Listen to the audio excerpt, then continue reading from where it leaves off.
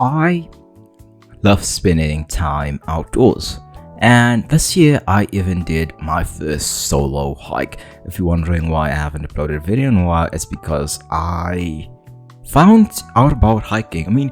It's something I already knew about, but anyways, I'm going off topic now. Because being outside has always meant something to me. Ever since I was a child, I dreamed of traveling the world, seeing new places, meeting new people, and experiencing different cultures. But money was always a limitation, so that dream had to live somewhere else, and that's where video games came in. They managed to fill that deep space in me, the need to explore through games. I could walk on familiar paths, discover new worlds, and feel that sense of wonder I would always chase as a kid. That's why I love walking simulators so much, or maybe open world games that let you explore. They're not just games to me, they're like a way to escape, to travel from the comfort of my own home without all the pain and labor intensive stuff that comes with hiking, like knee pain and Achilles heel. Ooh, the Achilles heel. I don't even know what that is. Open world games are built on a noble lie that the world itself matters. In practice, most of them are just extremely large hallways with better PR.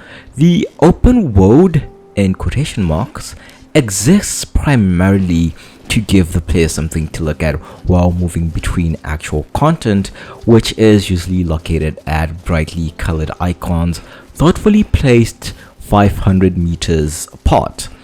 This design has an unfortunate side effect, since the space between objects is really interesting.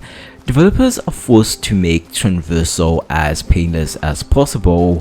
Fast travel, mounts, vehicles, automatic sprinting. Sometimes the game just gives up and teleports you directly to the fun part, which raises a deeply uncomfortable question.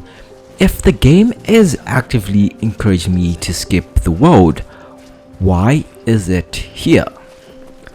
The standard justification is exploration. Open worlds are supposedly about discovery, about wandering off the beaten path and finding secrets. In reality, exploration usually means opening a chest containing crafting materials you already have too many of, or a weapon that is statistically worse than the one you're using but has a slightly different color. The map gets bigger, the worlds get flatter, and eventually exploration becomes a job. This is where Death Stranding commits its first and greatest sin. It removes exploration almost entirely. The map in Death Stranding is not something you uncover piece by piece like a pirate chart. It is largely visible from the start, terrain and elevation laid bare. This is not because the developers ran out of content, it is because the game is not about discovering what is out there. It is about deciding how to deal with it. I need some water, and I don't have water near me. In most open world games, traveling is the downtime between activities. In Death Stranding, traveling is the activity. The terrain is not decorative, it is hostile, inconvenient, and deeply invested in ruining your day. Every slope wants your cargo, every river is waiting to knock you over and steal your dignity. The world does not exist to be crossed, it exists to be negotiated with. The core gameplay loop is not exploration, combat, or even delivery, it is planning before leaving. You are forced to consider weight, balance, equipment, weather, enemy territory, and infrastructure. Ladders and drops are not optional toys, they are solutions to real problems.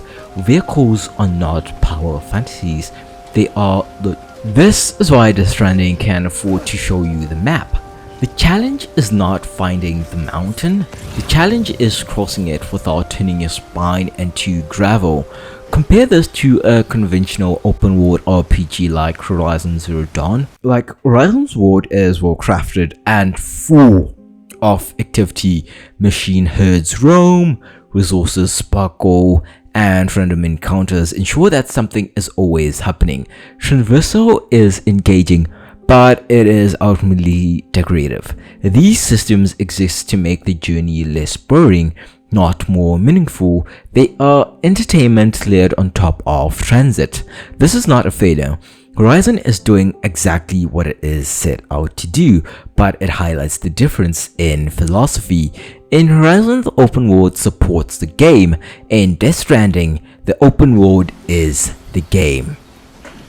Closest spiritual cousin to Death Stranding is not another open RPG, but Dark Souls. Fuck. It's basically Souls-like. God damn it. While not technically open world, Dark Souls shares the same hostility towards empty space. Every corridor, every enemy placement and shortcut is designed to punish inattentive movement. There is no safe in between area. You are always engaging with the environment, whether you want to or not. The key difference is that Dark Souls makes movement dangerous through enemies, while Death Stranding makes movement dangerous through geography. The result is the same. The world itself demands respect. This design philosophy has a knock-on effect on rewards, because Death Stranding does not rely on exploration to fill time. It does not need to constantly bribe the player for stepping off the critical path. Unlocks a rare, functional, and transformative. New tools change how you approach the world. Rather than simply increasing a number by 5%, the absence of constant rewards makes each one matter more. Ironically, this is also why the game is so divisive. Death Stranding refuses to pretend that walking is inherently fun. It makes walking difficult, inconvenient, and occasionally miserable. They just described hiking. It demands attention where most games offer distraction. For players accustomed to open world as theme parks, this feels like punishment. For others, it feels like honesty. When Kojima described Death Stranding as a Strand type game, he emphasized its asynchronous multiplayer systems where players collectively build infrastructure. This is certainly novel, but it is not the game's most radical idea. The true innovation is more fundamental and more dangerous. Death Stranding proves that an open world does not need exploration at all. The purpose of an open world is not freedom, size, or density. It is engagement. Most open worlds ask the player to pursue space. Death Stranding asks the player to wrestle with it, and in doing so, it exposes an uncomfortable truth about the genre. We did not need bigger worlds, we needed worlds that actually matter. I felt like that was deep, and I think I'm done. Time to listen.